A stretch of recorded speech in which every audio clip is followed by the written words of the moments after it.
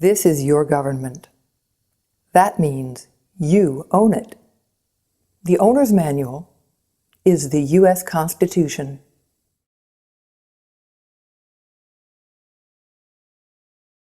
Welcome to the Josephine County Constitution Study Group. My name is John Chambers. I have no authority to teach this class. Article 1, Section 2. Pauline, would you like to start reading that? Would love to. The House of Representatives shall be composed of members chosen every second year by the people of the several states. Okay, good. All right. So in the House of Representatives, you have representatives, and they are elected by the people of the several states. Here's a state, and there's the people of this state have elected this representative. Here's another state, and we have the people of that state elects this representative. So it's the people here are being represented. Okay, and you can continue that. And the electors in each state shall have the qualifications requisite for electors of the most numerous branch of the state legislature. Oh my goodness. What does that mean? What an elector is somebody who can vote. And the most numerous branch usually would have a branch that has not as many people, a branch that would have more people in it. Like here we have the Assembly and we have the Senate. The Senate has fewer members than the Assembly does, so the Assembly is the most numerous branch. Did that make sense? Okay. If you in this state are able to vote in that election, you are also allowed to vote in this election. So that means that the state is the one that determines the qualifications for somebody to be able to vote in the House of Representatives. This is part of the checks and balances of the state versus the national government, because the state government is the one that determines who can vote. I have a question. Yeah. When I was growing up, the voting age was 21 Yep. nationwide. Yep. Every state had accepted that. In recent years, 20 or so years, the voting age has been dropped down to 18. Yep. And the states have no voice in that. Actually, they did, because it's by constitutional amendment. I think it was the 26th Amendment. That was the one that was in That's right. 1972. We'll get to it when we get there. What this starts with is the state is going to determine who gets to vote for this, so that these guys do not get to decide, in order to vote for us, you have to be da and da and da and da, therefore assuring that they are the only ones that remain in office forever. Okay? The state had to be able to do that. Yeah. So, in theory, just an example, if the state of Oregon decided that convicted felons should be able to vote, Yeah. they could vote. Yeah. That's right. And it would have nothing to do with the feds. That's right. And if the state of Oregon said that convicted felons could not, the feds would not be able to come in and say they can. This makes the states a little bit on par with the national government, because it keeps a little bit of control over the national government in the hands of the states. It's part of the checks and balances, because not only do we have checks and balances here, we also have checks and balances between this national thing and the states. This line here, which is the relationship between the national government and the state government, is what is called federalism. And basically it means the relationship of the states to the national government. Would this right of the state then extend to allowing people who are not citizens of the country to vote as well? You know, I look here within Article 1, Section 2, and I see nothing about citizenship. I see nothing here about anything other than the electors in each state should have the qualifications requisite for electors in the state legislature. And so the question there is, what is the definition of the people of the several states? Are the people, is the Constitution talking about those who are citizens of the states and the United States? Or does it mean just anyone who happens to wander across the borders who's not legally in the country, not legal, you know? So the definition that we have to figure out is the people. Oh, and by the way, I believe there is an answer to that question as well in the preamble. We, the people of the United States. Right. A person who is perhaps from a foreign country who comes to this country is not a person of the United States. They're simply a visitor. They're not one of the people of the United States. So I believe that's where the answer is found. All right, Vic, you want to do the next part? Okay. No person shall be a representative who shall not have attained to the age of 25 years and been 7 years a citizen of the United States, and who shall not, when elected, be an inhabitant of that state in which he shall be chosen. Good. 25 years old, has to be a citizen. Has to be a citizen. To be a representative, has to be a citizen. It has to live in the state. And has to be an inhabitant of the state at the time that he is chosen. We're at Article 1, Section 2, the third paragraph of it. And Roy, start reading it, and I'm going to cut you off at a point. Okay. Representatives and direct taxes shall be apportioned among the several states which may be included within this union. Good. All right. So we're going to have these representatives of the House of Representatives, these fellows here, and we're also going to have direct taxes. Now, direct tax, as it was understood at that time, is a tax in which the government, or a government body like this, directly goes to a person and says, give me money. And it's particularly on the person himself, on his income, on his property, on his worth, on his value, on what he owns. And that is what a direct tax was. The definition of direct tax was changed by the 16th Amendment. Basically, all it did was took an income tax and said, this is not a direct tax. It's a different kind of tax. Well, there's only direct and indirect, so therefore it had to be an indirect tax, so it became an indirect tax. And the definition of direct tax then became a tax directly on a person, but if a person is involved in any kind of transaction, that's an indirect tax. And you are allowed to tax that basically however you want to, because when we get to Article 1, Section 8, you'll see that they are allowed to tax. And if we look at those taxes they are allowed to use, they are indirect taxes, every one of them. It's been argued, hasn't it, that the indirect tax is a voluntary tax? It's voluntary in that you volunteer to pay it. Or else. Or else? Or else, exactly right. And that's exactly how they use it. It's a real interesting play on words, because you volunteer to pay it, Or else. Very interesting. or else. Isn't that called extortion? If it were the mafia, it would be, yes. Theoretically, if you're purchasing something that you would then have to pay a tax on, you could choose not to purchase it and therefore not pay the tax. Exactly right, exactly right. So any kind of a sales tax is an indirect tax. Yeah. A property tax that you pay in the county, a property tax is a direct tax on you because it's a tax on your property. There's no transaction that you make to do it. I mean, you own it, you have it, it's a tax on you, it's a direct tax. And what this is saying is that if you are going to have a direct tax, it has to be apportioned among the states in the same way that the representatives are apportioned.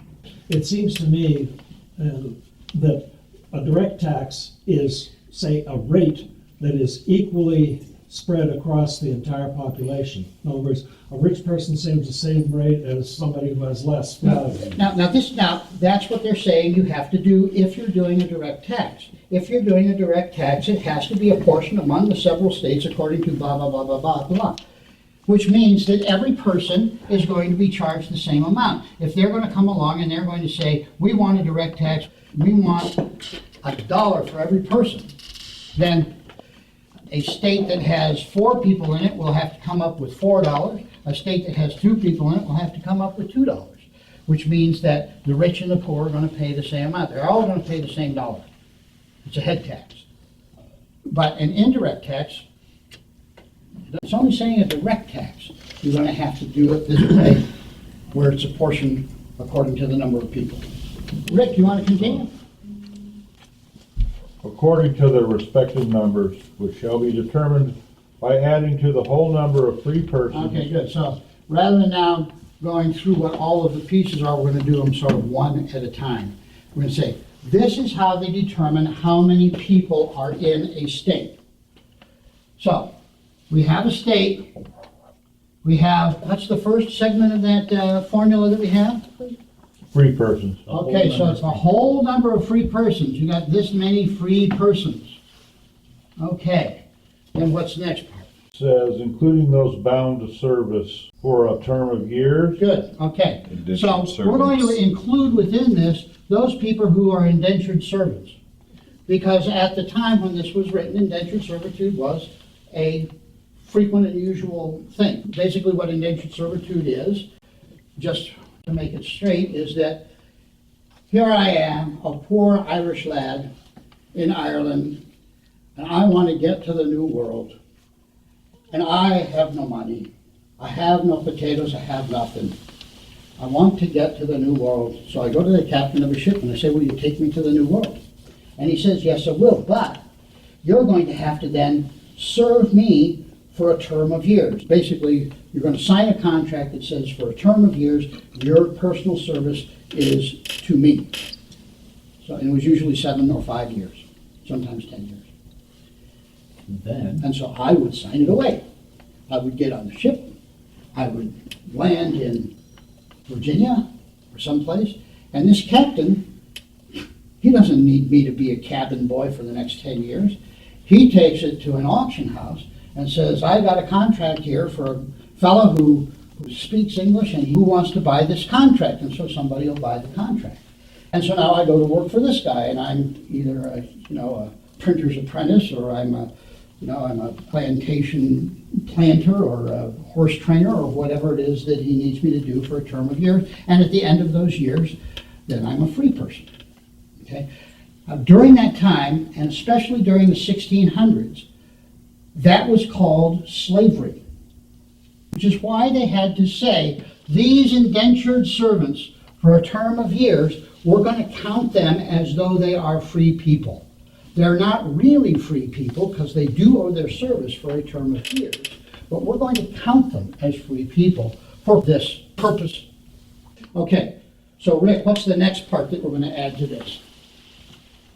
And excluding Indians not taxed. Okay, so now we also have within the state here, we had a number of Indians that were already here. Now, some of these Indians said, hey, I like what you guys do. I like farming. I like your religion. I like to raise my children the way that you are. And they became regular citizens, just like everybody else. And they paid taxes. But there are other Indians that just kind of roamed in and out. They didn't know their allegiance. So we are not going to count them for purposes of representation or direct taxes, because they could be here today and then next week they move on. Okay? And then what's the last part of that?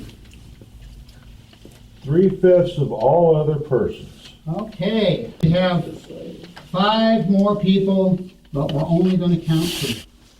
Specifically was aimed at slaves. And the reason it was aimed at slaves is because the southern states, the slaveholding states, wanted to have in their states, because they were very numerous states, Virginia, a lot of people in it, and a lot of them were slaves.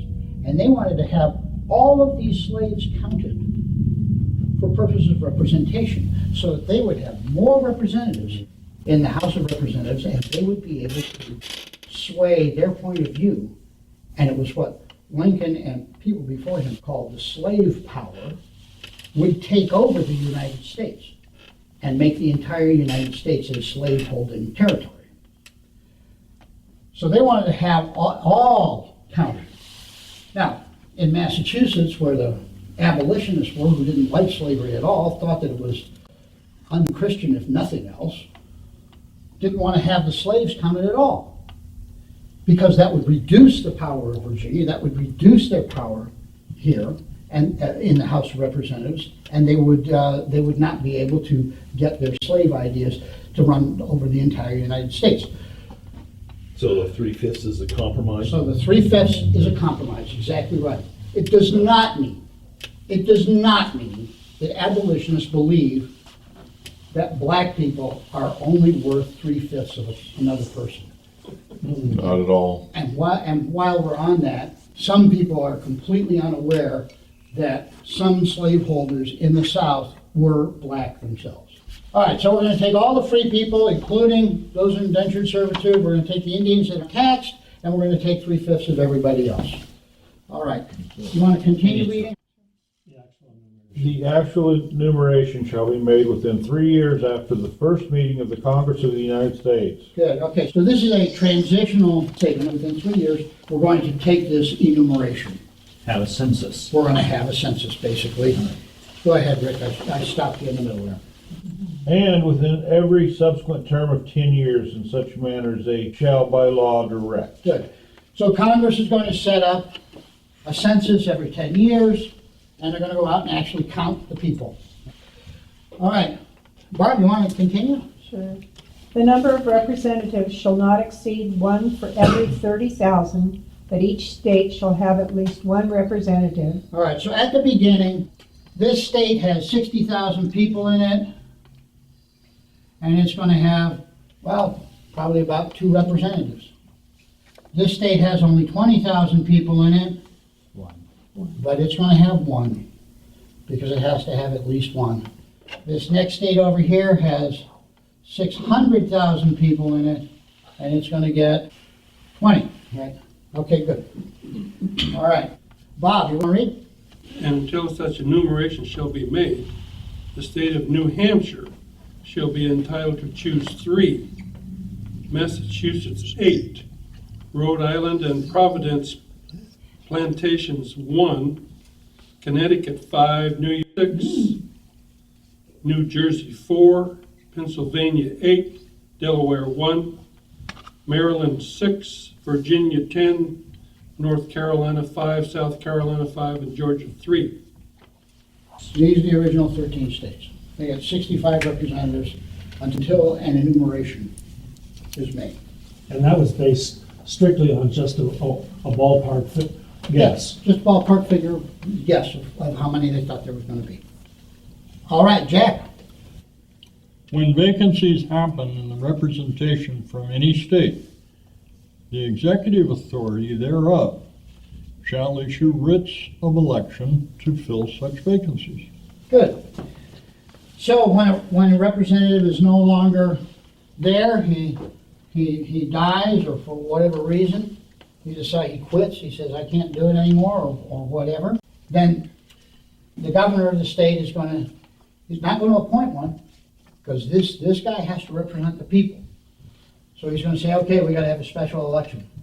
All right, Wayne, can you do it? The House of Representatives shall choose their speaker and other officers and shall have the sole power of impeachment. Good. So if you have some hanky-panky stuff that you don't like going on here in the executive or in the judiciary, the legislature can impeach them, try them, and kick them out. And the House of Representatives is the one that does the original impeachment. It says the House of Representatives shall choose their speaker. Yes. Okay. When we're talking about the speaker, all this brouhaha now is about electing that. Now, do just the Republicans, or does the whole House decide on the speaker? The whole House. The whole House? The whole House. Okay. And as I understand the rules of the House of Representatives, because the House of Representatives makes their own rules. Nobody makes the rules for the House of Representatives for them. All they have is the rules that are in the Constitution, which says a few things later on. We'll get to they have to keep a journal and stuff like that. But this is all it says about it. They're going to choose their speaker. Nobody chooses it for them. We don't have the president come down and say this is who your speaker is going to be. It is up to them to do it, and depending on the rules that the House decides, they choose their speaker in whatever manner they decide to do it. They could choose a Democrat, or for that matter, not even someone who's elected to office. That's right. It doesn't say the speaker has to be somebody that's in the House of Representatives. Okay. The next part is Article 1, Section 3, the Senate.